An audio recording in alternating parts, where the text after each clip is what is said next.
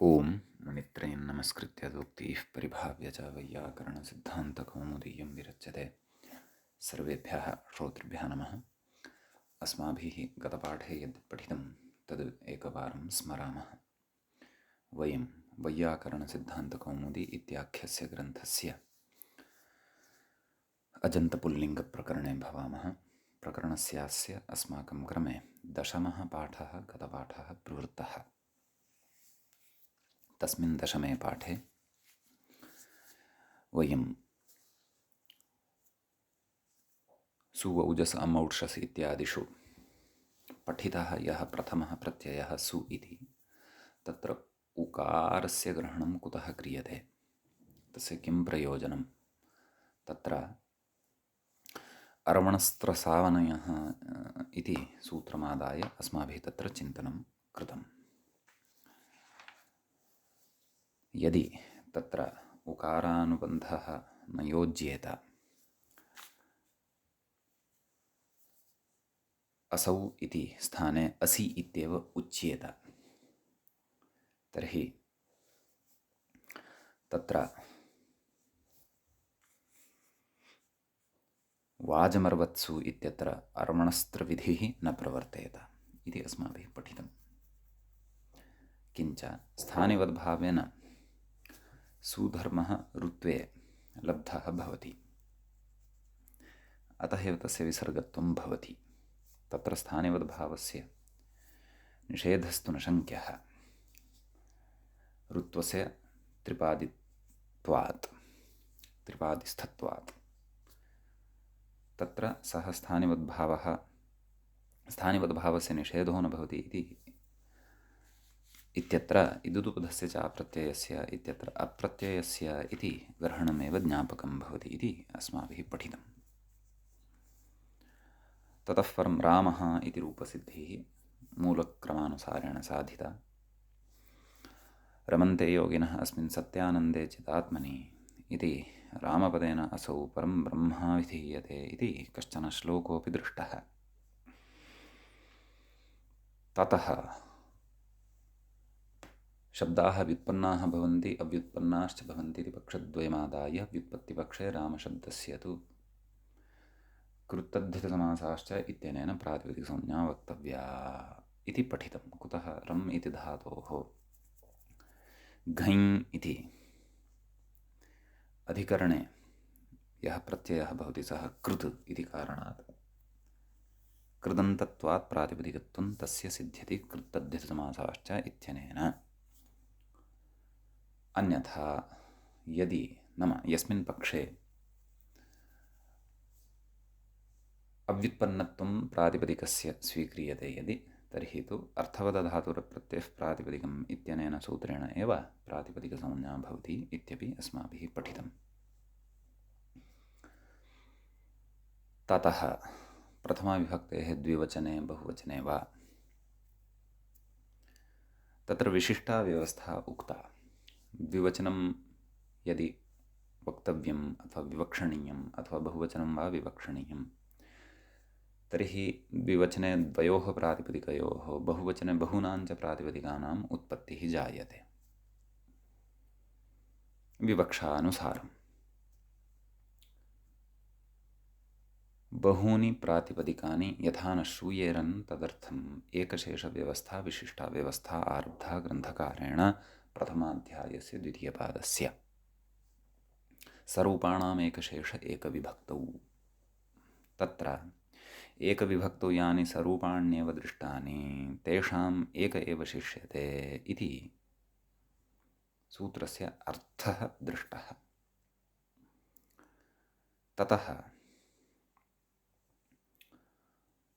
राम राम औ इत्यवस्थायां राम राम इति प्रातिपदिकद्वयं यद्वर्तते, अनयोः द्वयोः प्रातिपदिकयोः एकमेव प्रातिपदिकम् अवशिष्यते इति वयं जानीमः। राम औ इत्यत्र वृद्ध्याः विधानेन रामौ इति रूपं सिद्ध्यति इति पठिष्यते अग्रे। परन्तु ततः पूर्वं सरूपाणाम् एकशेष एकविभक्तौ इत्यत्र केचन विशिष्टाः विचाराः व्याख्यात्रा कृताः, केचन च अद्य अस्माभिः अत्र पठिष्यन्ते। सूत्रे एवकारः कुतः इति चेत् नाम विरुद्धो यूनान्तर्लक्षणश्चेदेव विशेषः इत्यस्मात् एवकारः कुतः स्वीक्रियते इति चेत् तत्र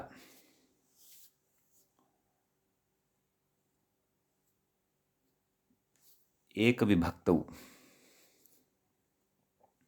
परतः समानविभक्तौ परतः समानरूपेण दृश्यमानयोः प्रातिपदिकयोः क्वापि वैरूप्यं न स्यात्। तदर्थम् उदाहरणत्वेन अस्माभिः मातृशब्दः जननीवाचकः, मातृशब्दः परिच्छेद्यवाचकः स्वीकृतः। अनयोः शब्दयोः भ्यामादौ परतस्तु साम्यं भवति, परन्तु औ प्रत्यये परतः जस् अथवा शस् प्रत्यये परतः साम्यं न दृश्यते। अत्र तु मातरौ मातरः इति दृश्यते जननीवाचकस्य, परिच्छेद्यवाचकस्य तु मातारौ मातारः इत्येवं रीत्या रूपाणि दृश्यन्ते। तानि च स च रूपव्यत्यासः कुतः इति तु वयम् अस्मिन्नेव प्रकरणे अग्रे ऋकारान्तशब्दानां पठनसमये द्रक्ष्यामः। एवं खलु। तर्हि एवं रीत्या वैरूप्यं यत्र दृश्यमानं वर्तते तत्र एकशेषो मा भवतु इति एतदर्थं तत्र एवकारः इति उक्तः। तद्वस्तुतः एकविभक्तौ इत्यत्र एकग्रहणेन एव सिद्ध्यति, अतः इत्यनेन अपि सिद्ध्यति इति कृत्वा एव इत्यस्य अपकर्षणं विधाय वृद्धो यूना इत्यस्मात् सूत्रात् प्रकृतसूत्रे एकग्रहणं स्पष्टार्थमेव इति केचन ब्रुवन्ति इति कश्चन पक्षः अस्माभिः तत्र दृष्टः। ततः च परम् एकशेष इत्यत्र एक इति पदस्य ग्रहणस्य प्रयोजनम् अपि दृष्टम्।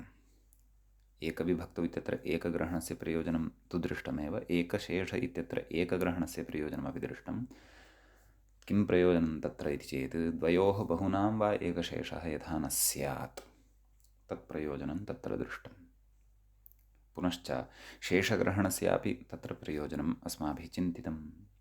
नाम शेषग्रहणं यदि नोच्येत तर्हि उभयोः स्थाने कश्चन एकः आदेशः प्रतिप्रसूतः, आदेशः लब्धः स्यात्।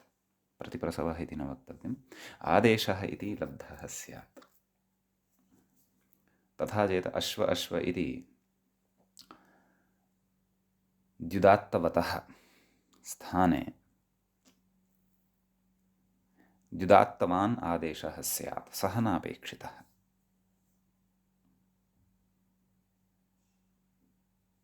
एकोदात्तवान् आदेशः एव अपेक्षितः, अतः प्रकृते शेषग्रहणं कर्तव्यम्। अयं शेषः न तु आदेशः इति अयं च विषयः विशिष्टः कश्चन गतपाठे अस्माभिः श्रुतः। एवञ्च गतपाठस्य अन्ते व्याख्यायाः पङ्क्तिः एवम् आसीत्। ततश्च अश्वश्च अश्वश्च इति द्युदात्तवतस्थाने द्युदात्तवान् आदेशः स्यात् तन्निवृत्त्यर्थं शेषग्रहणम् इति। एतावान् विषयः गतपाठे दशमे पाठे प्रवृत्तः। तदधुना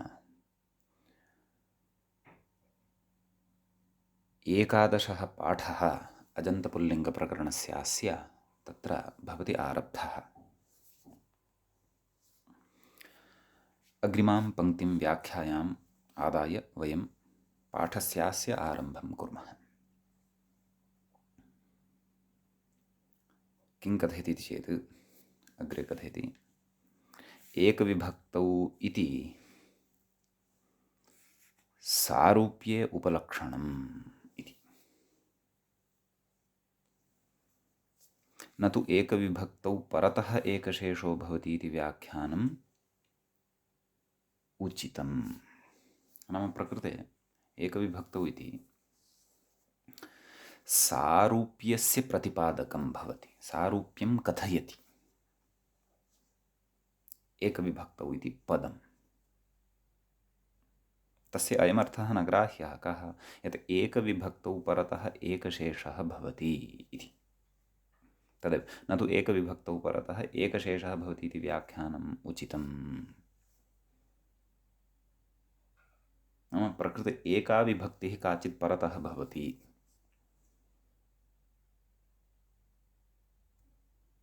खलु, तदा एकशेषः भवति इति न, परन्तु तद् एकविभक्तौ यानि स्वरूपाणि एव दृष्टानि इति खलु सूत्रार्थः कृतः। तत् सारूप्यस्य प्रतिपादकम् इदं पदम् एकविभक्तौ इति भवति इति। अग्रे कथयति, जननी परिच्छेत्रिवाचिनोः एकशेषापत्तेः इत्यादि प्रपञ्चितं प्रौढमनोरमायाम् इति। तदेव अयं विषयः पूर्वमपि अस्माभिः विचारितः अत्रैव व्याख्यायामेव। नाम प्रकृते सारूप्यस्य उपलक्षणं भवति, सारूप्यस्य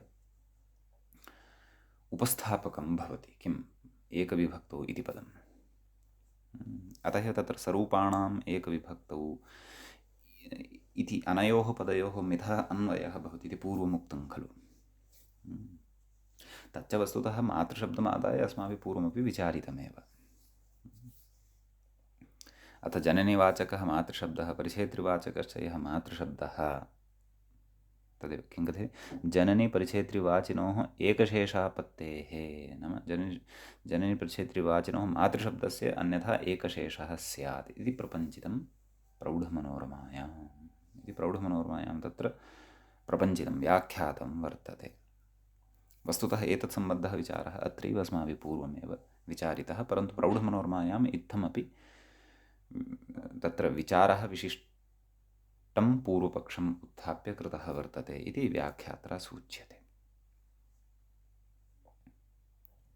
समीचीनम्। अग्रे कथयति, तिष्य पुनर्वस्वोर्नक्षत्रद्वन्द्वे इति पूर्वसूत्रात् द्वन्द्वे प्रसक्ते इति व्याख्येयम्। वयम् अष्टाध्याय्याम् अत्रत्यं प्रकरणं यदि पश्यामः तर्हि इतः पूर्वं सूत्रं भवति, 63तमं सूत्रं भवति, साक्षात् इतः प्राक्तनमेव सूत्रं भवति, तिष्य पुनर्वस्वोर्नक्षत्रद्वन्द्वे बहुवचनस्य एवं। तच्च अग्रे पठिष्यते। एवं किल। तर्हि तेन उच्यते, अत्र तिष्य पुनर्वस्वोर्नक्षत्रे इति पूर्वसूत्रात् द्वन्द्वे इत्यनुवर्त्य, नाम पूर्वसूत्रात् द्वन्द्वे इत्यस्य अनुवृत्तिः भवति,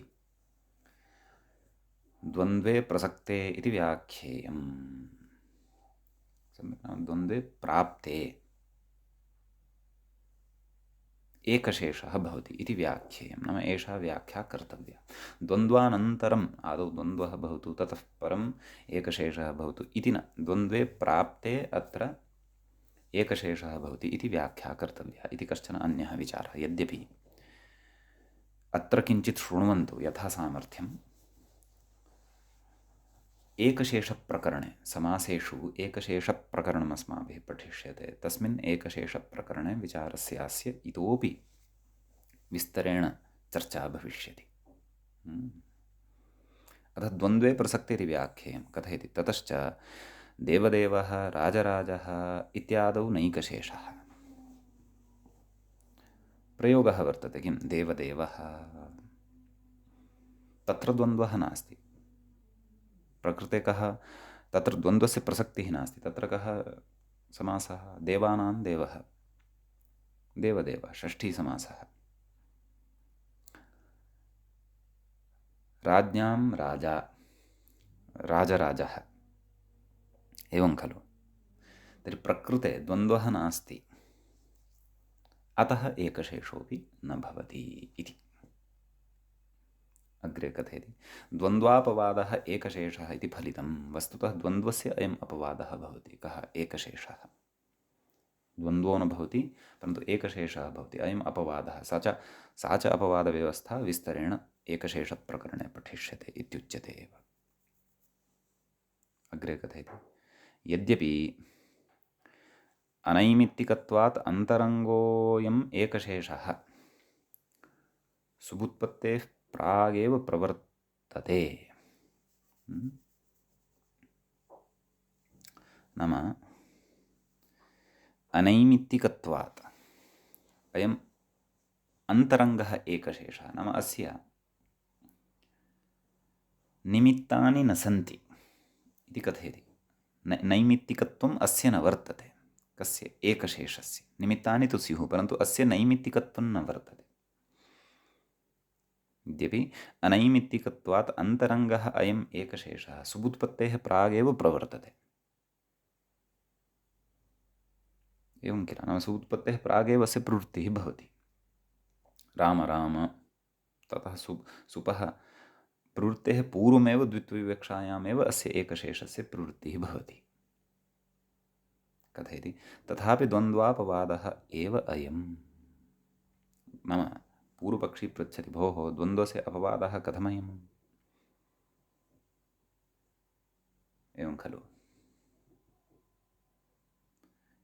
इति चेत् सत्यं, द्वन्द्वस्य अपवादः एव अयम्, अन्यथा द्वन्द्वः स्यात् इत्युच्यते। परन्तु तत्र काचित् युक्तिः प्रतिपाद्यते। नाम सुबुत्पत्तेः एव प्राग् अयं प्रवर्तते। कः? एकशेषः। तर्हि तत्र पूर्वपक्षिणः किं कथनं? सुबुत्पत्तेः प्रागेव यदि अयम् एकशेषः प्रवृत्तः, तर्हि द्वन्द्वस्य अयं कथम् अपवादः? द्वन्द्वे तु अलौकिकविग्रहवेलायामेव तत्र समासः उच्यते खलु, द्वन्द्वः इति।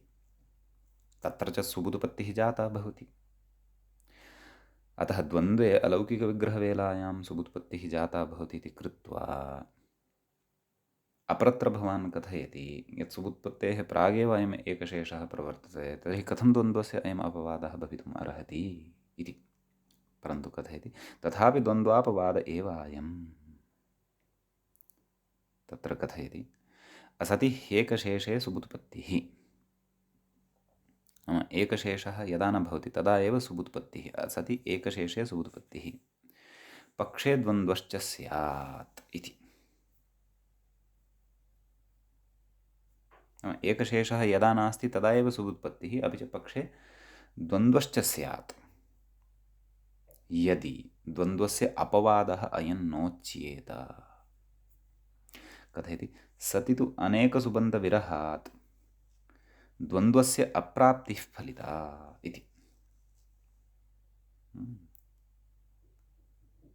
प्रकृते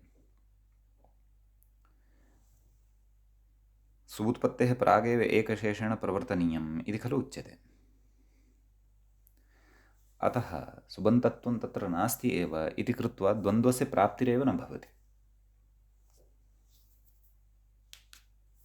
द्वन्द्वस्य प्राप्त्यर्थं सुबन्तत्वम् अपेक्षितं भवति वा न वा? यतः अत्र द्वन्द्वायापि अनेकं सुबन्तम् अपेक्षितं भवति। अनेकमन्यपदार्थे इत्यतः तत्र अनुवृत्तेः। अतः सुबन्तत्वमेव न लभ्यते, ततः पूर्वमेव एकशेषः क्रियते, तर्हि द्वन्द्वस्य स्वतैव न प्राप्तिः भवति इति।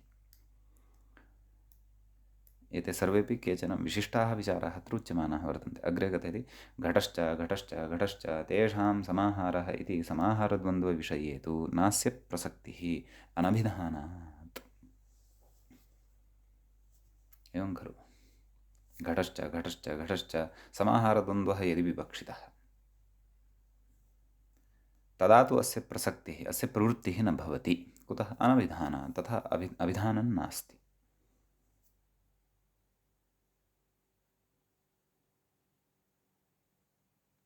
एवं खलु? समाहारद्वन्द्वे त्रयः घटाः, तत्र एकशेषं विधाय घटम् इत्येव वदामि, तथा नास्ति, तथा प्रयोगः एव नास्ति इति। वा न वा? तादृशाः प्रयोगाः एव न सन्ति। तर्हि अनभिधानात् प्रकृते यद्यपि स्वरूपाणि एव सन्ति, घटश्च घटश्च घटश्च इत्यत्र घट इति शब्दः स्थलत्रयेपि स्वरूपत्वमेव भजते। स्वरूपत्वं भजति चेदपि प्रकृते अस्य प्रवृत्तिः न भवति। कुतः तथा अभिधानं नास्ति, प्रकृते एकशेषो न भवति, अभिधानं नास्ति।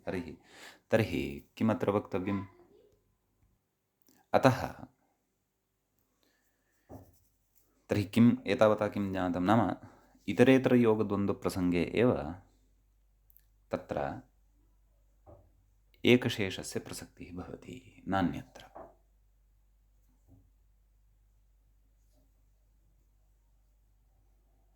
एवं खलु? अतः समाहारे तु अस्य प्रसक्तिः न भवति इति तत्र ज्ञेयम्। आम्, घटश्च घटश्च घटश्च इत्यत्र समाहारद्वन्द्वः सम्भवति वा, घटघटघटम् इति उच्यते वा इति तु अग्रे समासप्रकरणे स्फुटीभविष्यति। अथवा न, इतरेतरयोगद्वन्द्वे तु घटाः इत्येव वर्तते, परन्तु घटश्च घटश्च घटश्च इति समाहारद्वन्द्वे घटघटघटम् इति प्रयोगः भवति वा, तथा अभिधानम् अस्ति वा इति समासप्रकरणे अग्रे स्फुटीभविष्यति विषयः। परन्तु समाहारद्वन्द्वे एकशेषस्य प्रसक्तिः न भवति अनभिधानात् इति तु अत्रैव अस्माभिः स्पष्टता कर्तव्या। अग्रे कथयति, द्वन्द्वे कृते एकशेषः इति तु न व्याख्येयम् इति। नाम आदौ द्वन्द्वः भवतु, तदनन्तरम् एकशेषः भवतु, एवं रीत्यापि व्याख्यानं न कर्तव्यम् सिद्धान्तस्य। कुतः? तत्र कथयति अग्रे, पन्थानः इत्यादौ रिक्पूरब्धुः पथामानक्षिति एकं सूत्रमग्रे पठिष्यते। रिक्पूः इत्यादि समासान्तापत्तेः इति। एवं खलु? नाम आदौ द्वन्द्वः भवतु, तदनन्तरम् एकशेषः भवतु, वा न वा? तर्हि पन्थानः इति प्रयोगः अस्ति। कति पन्थानः किं वचनं वर्तते? बहुवचनं वर्तते। कस्य शब्दस्य वर्तते? पथिन् इति शब्दस्य वर्तते। तर्हि पथिन्, पन्थाश्च पन्थाश्च पन्थाश्च, एवं खलु? तर्हि किं स्यात्? पन्थानः इति खलु प्रयोगः भवति। तर्हि द्वन्द्वः यदि कृतः, द्वन्द्वानन्तरं यदि एकशेषम् अत्र वदामः, तर्हि अवशिष्टः कः प्रयोगः? पथिन् इति प्रयोगः अवशिष्टः, वा न वा? पथिन् इति अवशिष्टः नाम एकशेषः, द्वन्द्वानन्तरम् एकशेषः जातः। द्वन्द्वानन्तरम् एकशेषः यदि कृतः, तर्हि द्वन्द्वधर्मोऽपि तस्मिन् वर्तते। द्वन्द्वधर्मः यदि वर्तते, तर्हि रिक्पूरब्धूः पथामानक्षे इत्यनेन सूत्रेण तत्र समासान्तः अप्रत्ययः अपि स्यात्, खलु? तदर्थं रिक्पूरब्धुः पथामानक्षे इति सूत्रं किञ्चित् अत्र द्रष्टव्यं भवति। किं तेन उच्यते इति चेत्, तत्र रिक् पुर् धुर् पथिन् इत्येदन्तानां समासानाम् अकारः इति प्रत्ययः भवति। तर्हि द्वन्द्वः यदि प्रकृते कृतः, तर्हि द्वन्द्वान्ते अयं पथिन् शब्दः लप्स्यते। यद्यपि एकशेषः लब्धः, परन्तु द्वन्द्वस्तु तत्र अस्ति एव खलु? द्वन्द्वानन्तरम् एकशेषः कृतः चेत् द्वन्द्वस्तु तत्र अस्ति एव, द्वन्द्वः अस्ति यदि, तर्हि अस्य द्वन्द्वस्य पथिन् इति शब्दः वर्तते अस्य अन्ते। यद्यपि एकः एव पथिन् इति शब्दः, परन्तु द्वन्द्वधर्मः तस्य वर्तते। तस्य द्वन्द्वस्य अन्ते पथिन् शब्दः लभ्यते, तस्मात् अप्रत्ययः स्यात्, टिलोपः स्यात्। पथ बहुवचने पथाः इति रूपम् अनिष्टं स्यात्। प्रयोगस्तु कः अपेक्षितः? पन्थानः इत्येव,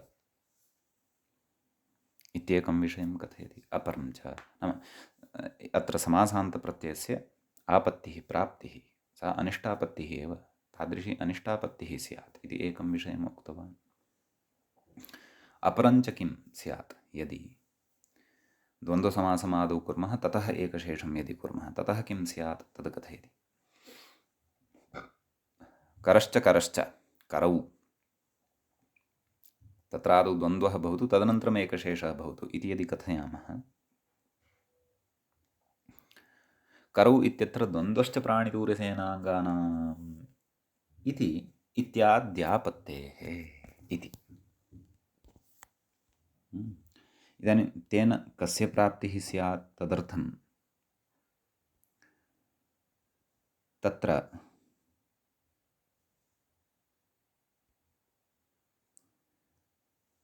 द्वन्द्वश्च प्राणितूर्यसेनाङ्गानाम् इत्यस्य किञ्चित् अस्माभिः अर्थः भवति द्रष्टव्यः। तत्र उच्यते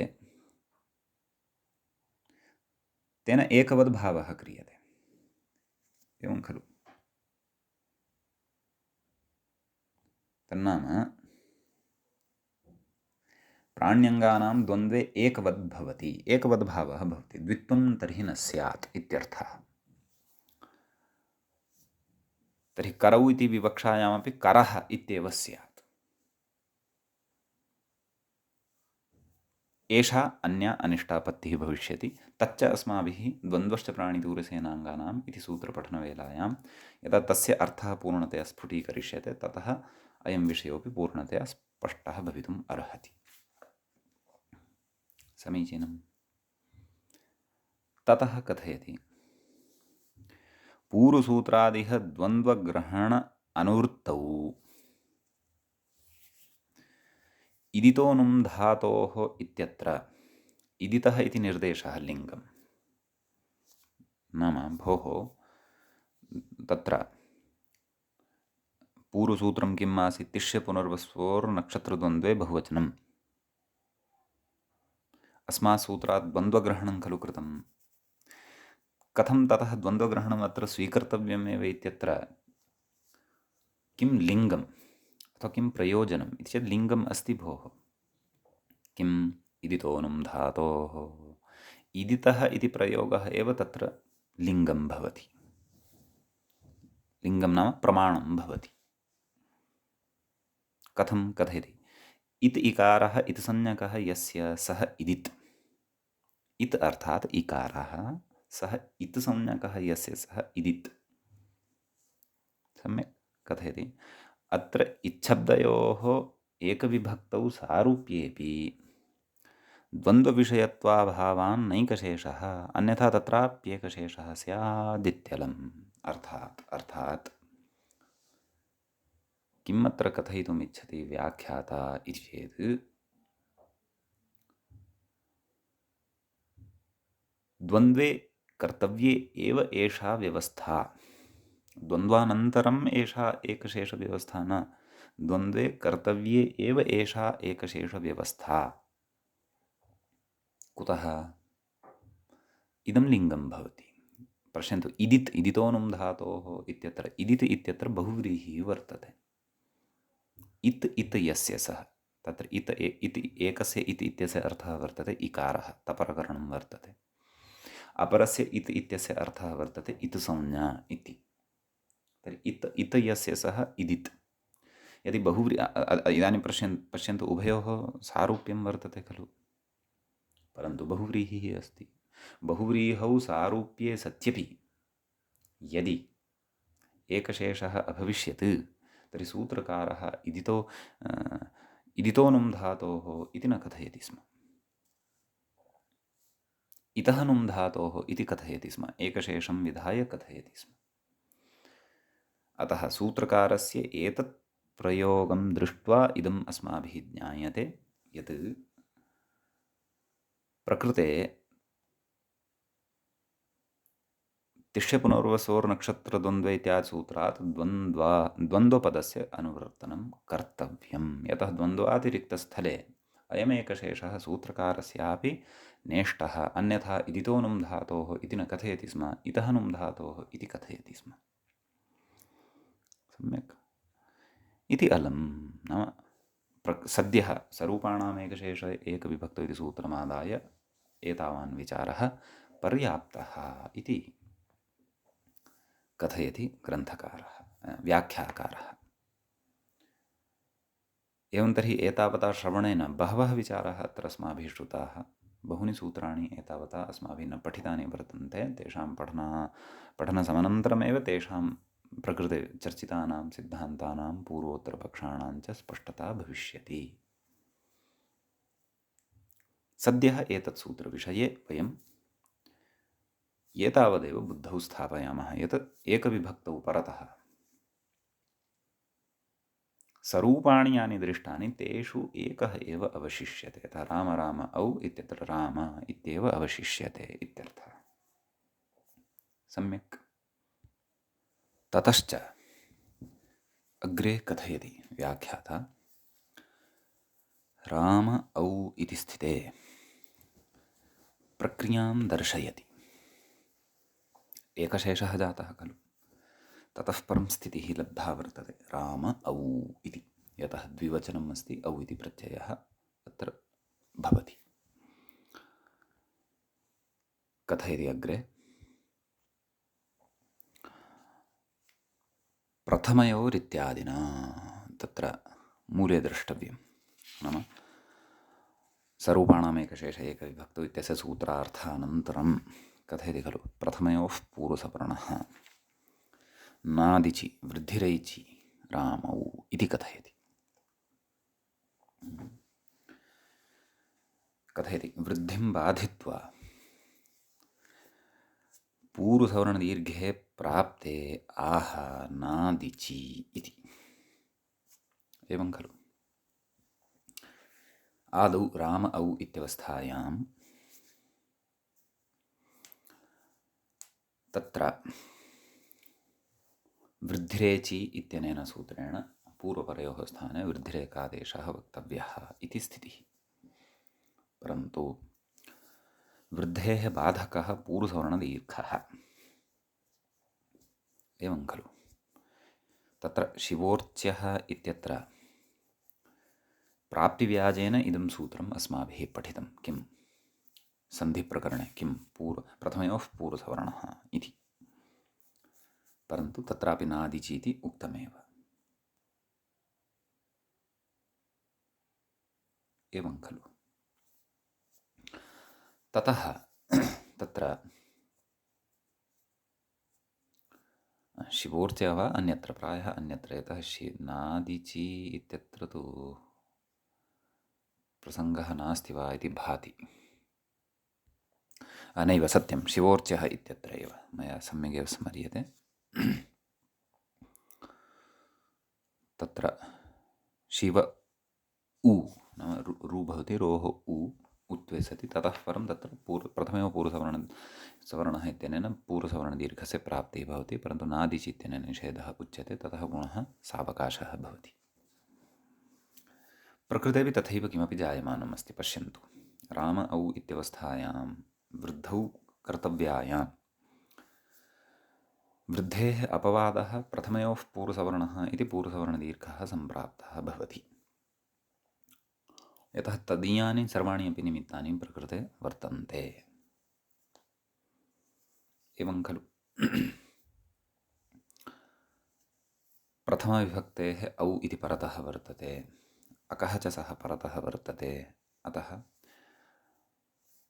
पूर्वः कः वर्तते, अ औ इत्यनयोः पूर्वः अ अस्ति। तर्हि पूर्वपरयोः स्थाने पूर्वसवर्णदीर्घः स्यात्। अर्थात् मकारोत्तरवर्ती यः अकारः तस्य दीर्घभेदः आ इति स्यात्। तेन राम इति अनिष्टः प्रयोगः स्यात्। सः अनिष्टः प्रयोगः यथा न स्यात्।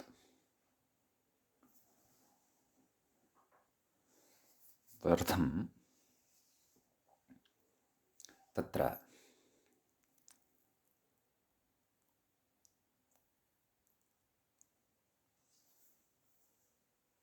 उपायः उच्यते नादिचि। यथा पूर्वं शिवोर्चः इत्यत्र उपायः, तद्वत् अत्रापि सः उपायः नादिचि। आतपरतः इच् प्रत्याहारस्थः वर्णः यदा भवति तदा पूर्वपरयोः स्थाने पूर्वसवर्णदीर्घादेशः न भवति इति। राम औ इत्यत्र वयं पश्यन्तः स्मः, मकारोत्तरवर्ती अकारः अस्ति, तस्मात् आत्, परतः इजपि अस्ति, कः सः औ इति इच् प्रत्याहारे अन्तर्भवति। अतः पूर्वसवर्णदीर्घः अत्र न भवितुम् अर्हति। अतः देवदत्तं हन्तुम् उद्युक्तस्य, देवदत्तः कः अत्र? वृद्धिः, वृद्धिरेचि इति। तं हन्तुम् उद्युक्तः कः? यज्ञदत्तः। कः सः? प्रथमयोः पूर्वसवर्णः इति। एवं खलु? देवदत्तं हन्तुम् उद्युक्तस्य हन्तरि, उद्युक्तस्य हनने सति, तस्य हननं केन क्रियते? प्रकृतस्थले नादिचि इत्यनेन। देवदत्तस्य पुनः उन्मज्जनं भवत्येव। कः सः? वृद्धिरेचि, तस्य पुनः उन्मज्जनं नाम तस्य पुनः तत्र प्रवृत्तिः भवत्येव। सम्यक्। आम्, यदि तु देवदत्तः हतः एव यज्ञदत्तेन, तदा यज्ञदत्तस्य हनने सति देवदत्तः पुनः जीवनं न प्राप्नोति। परन्तु देवदत्तं यज्ञदत्तः हन्तुम् उद्युक्तः, तत्रैव यज्ञदत्तः हतः यदि, अथवा यज्ञदत्तः ततः वारितः यदि, तर्हि देवदत्तः जीवितः भवत्येव। सम्यक्। सैव स्थितिः अत्रापि वर्तते। तदेव कथयति, वृद्धिं बाधित्वा पूर्वसवर्णदीर्घे प्राप्ते आह नादिचि, नादिचि इति पूर्वं पठितमेव अस्माभिः। कथयति, तस्मिन् प्रतिषिद्धे सति, नाम पूर्वसवर्णदीर्घः इत्यस्य निषेधः यदा जायते, निषेधे सति वृद्धेः प्राप्तौ एवं खलु, वृद्धेः प्राप्तिः भवति। रामौ इति रूपम् इत्यर्थः। नाम वृद्धिः पुनः सावकाशः तस्य सावसरा भवति, नाम अत्र तस्याः प्रवृत्तिः भवत्येव। अतः राम औ इत्यवस्थायां रामौ इति रूपं सिद्ध्यत्येव इति। एवं खलु? कथयति, देवदत्तहन्तृहतन्यायस्तु नात्र प्रवर्तते इति स्वादिसन्धौ मनोरथ इत्यत्र प्रपञ्चितम्। देवदत्तहन्तृहतन्यायस्यापि अस्माभिः द्विधा खलु स्वरूपं दृष्टम्। किम्? देवदत्तस्य हन्ता नाम हननं कृतवान् यः, तस्य अथवा तस्मिन् हते सति पुनः देवदत्तः न उत्तिष्ठति, सत्यं। परन्तु देवदत्तं हन्तुम् उद्युक्तः कश्चन यज्ञदत्तादिः, तस्य हनने सति अथवा तस्य निवारणे सति तु देवदत्तस्य पुनः उन्मज्जनं भवत्येव। अतः आद्यमर्थं स्वीकृत्य यः देवदत्तन्यायः वर्तते, नाम देवदत्तस्य हननं कृत्वा पुनः तस्य हन्तुः हनने सति देवदत्तः पुनः नोन्मिषति, पुनः नोज्जीवति। न्यायस्य तस्मिन् अर्थे स्वीकारे तु तस्य न्यायस्य प्रकृतिप्रवृत्तिः न भवति। एवं खलु? न प्रवृत्तिः भवति चेदपि प्रकृते वृद्धिः न भवति इति वक्तव्यं। परन्तु सः न्यायः प्रकारान्तरेण यदा स्वीक्रियते तदा तु प्रकृते वृद्धिविधानं भवत्येव। आम्, देवदत्तस्य हनने सति पुनः हन्तृहतन्यायः, देवदत्तहन्तृहतन्यायः नाम देवदत्तः हतः, ततः तस्य हन्तुः हनने सति देवदत्तस्य पुनः उन्मज्जनं न भवति, सः पक्षः अत्र न प्रवर्तते। कुतः? लक्ष्यानुरोधेन इति। अपि च विस्तरेण कारणं तु पूर्वं तत्र मनोरथ इति रूपपठनवेलायाम् अस्माभिः पठितमेव। सति संशये तत्र पुनः अस्माभिः शक्यं द्रष्टुम्। अग्रे कथयति, रामजस् इति स्थिते, अर्थात् एतावता प्रथमाविभक्तेः एकवचनं द्विवचनं च अस्माभिः साधितम्। इदानीं रामजस् इति स्थिते नाम बहुवचनस्य इदानीं रूपं साधनीयं वर्तते। सुवौजस्, जस् प्रत्ययः स्वौजसमौढ इत्यादिना सूत्रेण। कथयति, चुटू सूत्रमग्रे चुटू इति। चुटू इत्यत्र एकमेव पदं वर्तते। प्रथमाविभक्तेः द्विवचनान्तं तत्पदं भवति। चुश्च टुश्च चुटू इतरेतरयोगद्वन्द्वः प्रकृते भवति।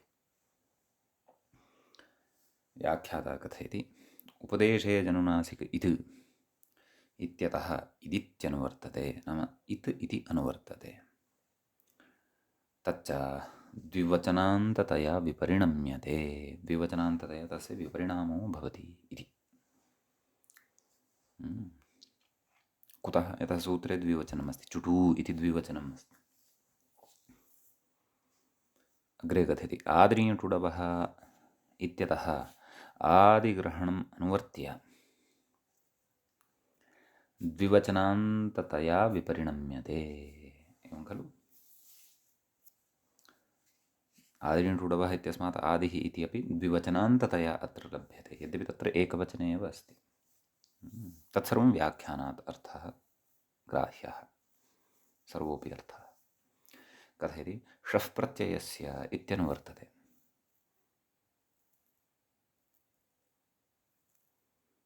इति कथयति,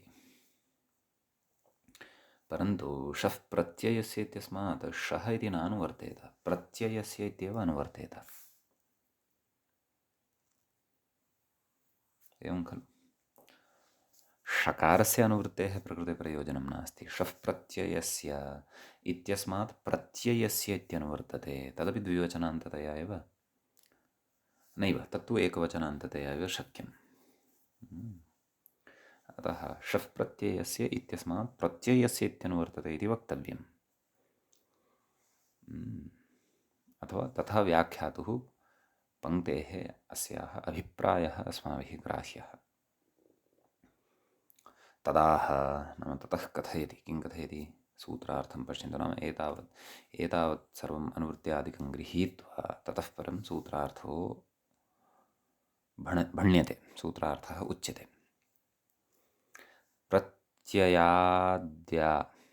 प्रत्ययाद्यावित्यादिना, मूले पश्यन्तु, प्रत्ययाद्यौ, प्रत्ययः आदिः, ययोः तौ, प्रत्ययस्य आद्यौ यौ तौ इति खलु वक्तव्यम्। प्रत्ययाद्यौ चुडू इतौ स्तः, सत्यं सत्यं, तथैव वक्तव्यं। यः प्रत्ययः वर्तते तस्य प्रत्ययस्य आदिः, आदिः नाम प्रथमः यदि भवति, कः? चवर्गः, चु अर्थात् चवर्गः, जानीमः खलु वयम्, अणुदितसवर्णस्य च प्रत्ययः इत्यत्र पठितम्। अविधीयमानः अण् उदिच्च स्वसवर्णस्य ग्राहकः भवति इति पठितं खलु। अतः प्रकृते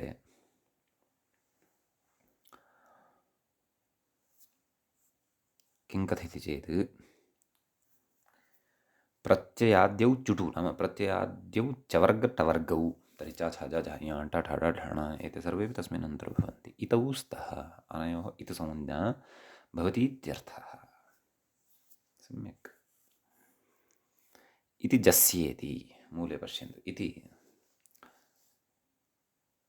जस्येत् संज्ञायां, नाम यः जकारः वर्तते, जस् इति प्रत्ययः खलु विहितः वर्तते अस्माभिः बहुवचने, राम जस्, जस् इत्यत्र यः जकारः वर्तते तस्य जकारस्य इति संज्ञायां, नाम इति संज्ञा प्रकृते भवति।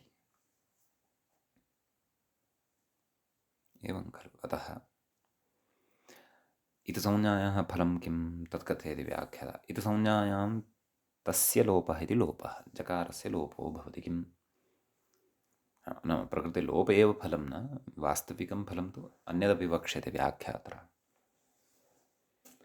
तर्हि इति संज्ञायां तस्य लोपः इति लोपः इत्युक्तम्। किम् अवशिष्यते? अस् इति अवशिष्यते। किमायातं?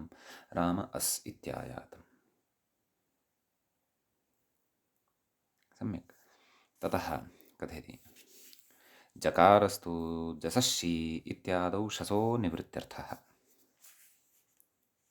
एवं किल? अग्रे सूत्रं पठिष्यते सर्वे इत्यादिषु। जसः शी नाम सर्वनाम्नः अदन्तात् परतः जस् इत्यस्य स्थाने शी इति आदेशो भवति। तस्य इ इति अवशिष्यते। सर्व इ सर्वे इति रूपम् अग्रे साधयिष्यते। तर्हि जसः स्थाने एव शी भवतु, शसः स्थाने शी न भवतु। अन्यथा तत्र सर्वशब्दात् सर्वनाम्नः द्वितीयाविभक्तेः बहुवचनान्तस्य शसः स्थाने अपि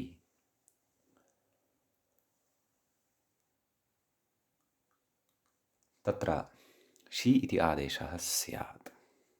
असशी इत्येव उच्येत। अपि च जस् इत्यत्र जकारस्य ग्रहणं न क्रियेत। अतः जसः स्थाने एव शी भवतु इति स्पष्टतार्थम् अथवा व्यवस्थार्थम् अत्र जकारः इति अनुबन्धः पठितः। समीचीनं। यद्यपि शसः जसः उभयोः अस् इत्येव अवशिष्यते, परन्तु जस् इत्यत्र जकारानुबन्धस्य शस् इत्यत्र च शकारानुबन्धस्य प्रयोजनं स्वकीयस्थाने वर्तते एव। जसषि इति प्रयोजनमेकम् उक्तमेव। समीचीनं। तर्हि एतावता किमायातं?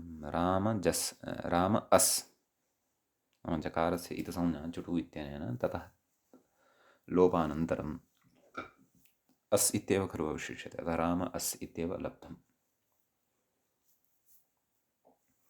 ततः कथयति,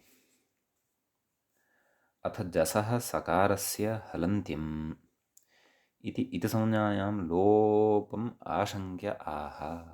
एवं खलु जसः अस् अवशिष्टः। जसपि उपदेश एव किल, तस्य अन्त्यः सकारः हल् रूपः अस्ति एव खलु। अतः उपदेशे अन्त्यं हलित् स्यात् इत्यनेन सूत्रेण प्रकृते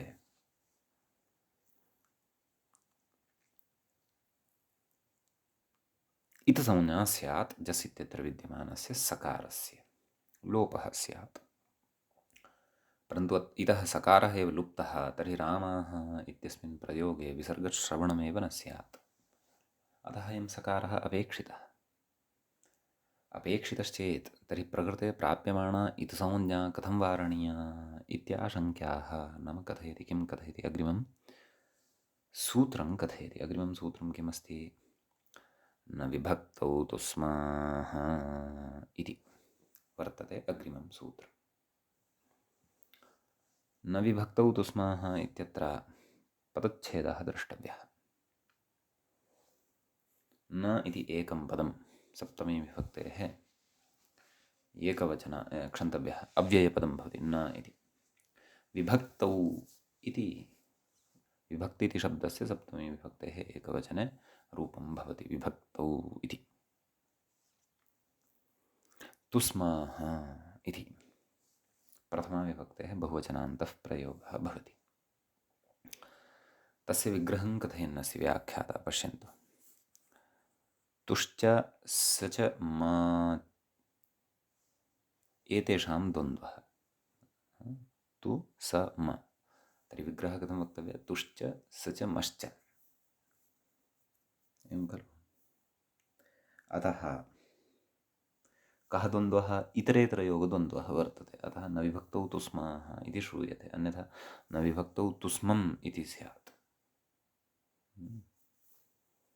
इतरेतरयोगद्वन्द्वः अथवा समाहारद्वन्द्वश्च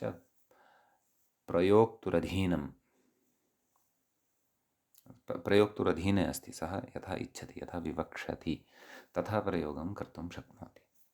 इतरेतरयोगो वा समाहारो वा। आम्, क्वचित् समाहारे एव भवति, क्वचित् इतरेतरे योग एव भवति। ताः स्थितयस्तु समासप्रकरणे ज्ञास्यन्ते। कथयति, इत् इत्यनुवृत्तं बहुवचनान्ततया विपरिणम्यते। कुतः अनुवर्तते? उपदेशे जनुनासिक इत् इत्यस्मात् इत् इत्यनुवर्तते। बहुवचनान्ततया च तस्य विपरिणामो भवति। सम्यक्। तदाह अनुवर्तनमपि स्वीकृतम्। अतः सूत्रार्थः उच्यते विभक्तिस्था इत्यादिना मूले पश्यन्तु। विभक्तिस्थाः तवर्गसकारमकाराः इतो न स्युः, नाम इतुसंज्ञकाः नैव भवन्ति इति। नाम विभक्तौ तिष्ठन्ति ये तवर्गः, यः तवर्गः, यः सकारः, यश्च मकारः। विभक्तिसंज्ञा च येषाम् अस्माभिः पूर्वं विहिता एव वर्तते। विभक्तिश्च सुपां तिङाञ्च विभक्तिसंज्ञा तेन क्रियते। अतः जस् इति विभक्तिसंज्ञकः अस्ति एव। अतः तत्र विद्यमानः यदि सकारः, यदि वा तवर्गः, यदि वा मकारः, तर्हि तस्य इतुसंज्ञा न भवति। अतः अयं सकारः इदानीं तथैव तिष्ठति। आम्, विभक्तीतरस्थले यदि अयं सकारः तवर्गः मकारो वा, तर्हि तु अस्य इतुसंज्ञा भविष्यति, लोपः च भविष्यत्येव। सम्यक्। अग्रे उच्यते अथ राम अस् इति स्थिते, तदेव मूले तदपि उक्तं खलु भवद्भिः दृष्टम्, इति सकारस्य नेत्वं, नाम सकारस्य इति संज्ञा न भवति इत्यर्थः। अधुना अग्रे आगच्छन्तु। अथ राम अस् इति स्थिते अकस्सवर्णे दीर्घः इति सवर्णदीर्घस्यापवादं पररूपमाशङ्कितुमाह इति। एवं खलु स्थितिः लब्धः वर्तते अधुना अस्माकं सविधे राम अस् इति। तत्र कथयति अकस्सवर्णदीर्घः इति सवर्णदीर्घस्यापवादं, नाम सवर्णदीर्घस्यापवादः कः? पररूपं, पररूपमाशङ्कितुम् आह। पररूपमाशङ्क्याः इत्यपि भिन्नः पाठः अत्र दृश्यते। किमाह? अतो गुणे, मूले पश्यन्तु। अतो गुणे नाम सूत्रम् इदानीम् आरभ्यते इतः। अतो गुणे तत्र सूत्रे द्वे पदे स्तः। अतः इत्येकं पदं पञ्चम्यन्तं भवति। अत् इति शब्दस्य अत् इत्यत्र तपरकरणं तपरस्तत्कालस्य इति च भवन्तः जानन्त्येव। गुणे इति सप्तम्यन्तं, निमित्तसप्तमी एषा भवति। अतः तस्मिन्निति निर्दिष्टे पूर्वस्य इति अत्र उपतिष्ठते। सम्यक्। ततः तत्र गुणे परतः, गुणश्च नाम कः इति वयं जानीमः। अ ए ओ। सूत्रार्थस्य अवगमनं सम्यक्तया भवतु, तदर्थं किं किम् अनुवर्तते इति व्याख्याता कथयति। षष्ठाध्यायः अस्ति इति वयं जानीमः। प्रथमः पादः 97तमञ्च सूत्रं कथयति एङि पररूपम् इत्यतः पररूपमित्यनुवर्तते। सम्यक्। उस्य पदान्तात् इत्यतः अपदान्तात् इत्यनुवर्तते। सम्यक्। एकः पूर्वपरयोः इत्यधिकृतम् अतः इति पञ्चमी तदाह, नाम एतावत् सर्वम् अनुवृत्त्यादिकम् आदाय विचारयति। किम्? अपदान्तादित्यादिना। मूले सूत्रार्थं पश्यन्तु। अपदान्तात् अकारात् गुणे परतः, नाम तादृशः अकारः क्वचित् अपेक्षितः यस्मात् गुणवर्णः परतः भवति, तदा पूर्वपरयोः स्थाने पररूपमेकादेशो भवति इति। प्रकृते तस्य प्राप्तिः अस्ति राम अस् इत्यवस्थायां। तर्हि प्रकृते अस्य प्राप्तिं प्रदर्श्य तस्य निवारणं तु पश्चात् द्रक्ष्यामः। आदौ अस्य सूत्रस्य एकं सरलम् उदाहरणं भवतां सविधे अहम् उपस्थापयितुं कामः। यतः प्रकृते प्राप्तिव्याजेन इदं सूत्रम् अत्र उपस्थापितं वर्तते।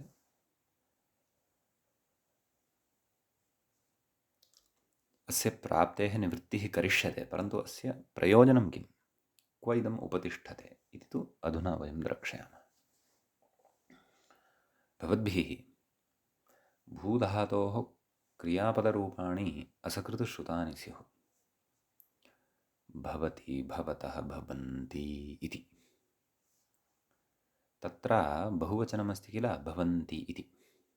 कथं रूपसिद्धिः? भूधातुः झिप् प्रत्ययः, विकरणप्रत्ययः शप्, भूशप् झि। एवं खलु। धातोः गुणः अवादेशः, भव आ झि, भवझि। झकारस्य अन्तादेशः झोन्तः इत्यनेन, भव अन्त इ मेलनेन भव अन्ति। इदानीं भव अन्ति इत्यत्र वकारात् परतः अकारः अस्ति, अन्ति इत्यत्र अकारः अस्ति। अतः प्रकृते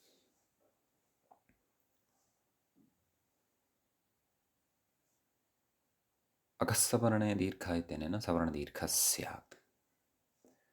परन्तु सवर्णदीर्घः यदि स्यात् तर्हि भवान्ति इति अनिष्टः प्रयोगः स्यात्।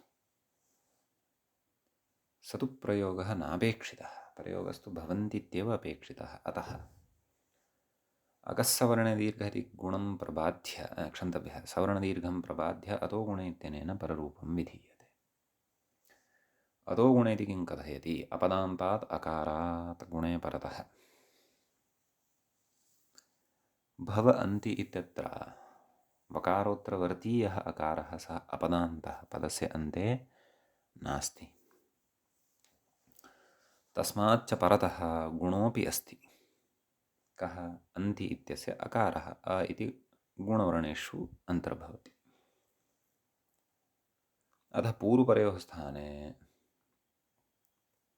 तत्र पररूपमेकादेशः भवति इत्युच्यते। पूर्वं कः? अ, परतः कः? अ। अनयोः द्वयोः स्थाने कः आदेशः भवति? पररूपमेकादेशः। परतः कः? अ। अतः सः अ इत्येव अनयोः द्वयोः स्थाने आदेशः भवति। तर्हि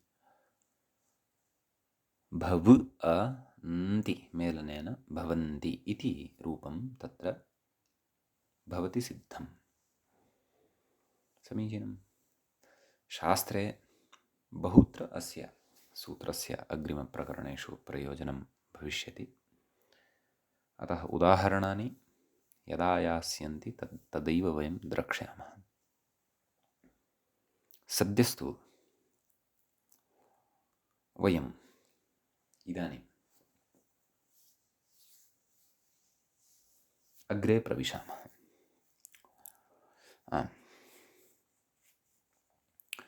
अपदान्तादित्यादिना सूत्रार्थः दृष्टः, तस्य उदाहरणमपि दृष्टम्। अग्रे कथयति इति प्राप्ते इति। मूले पश्यन्तु, इति प्राप्ते नाम राम अस् इत्यत्रापि सा एव स्थितिः अस्ति। अतो गुण इत्यस्य कृते यद्यदपेक्षितं तत्तत् सर्वमपि अस्ति। मकारात् परतः अकारः अपदान्तः अस्ति, पदान्ते नास्ति। शब्दान्तः सः तु, न तु पदान्तः। पदान्तत्वं तु सुबन्तत्वादेव लप्स्यते कस्यचित्। एवं खलु। सुबन्तत्वे सति च मकारोत्तरवर्तिनः वर्ती अकारः पदान्तत्वं न भजते, तत्तु पदमध्ये भवति। तस्मात् परतः गुणवर्णोऽपि वर्तते। कः? जसः अकारः। जकारस्य इति संज्ञानन्तरं लब्धः वर्तते यः अ इति वर्णः। अतः तत्र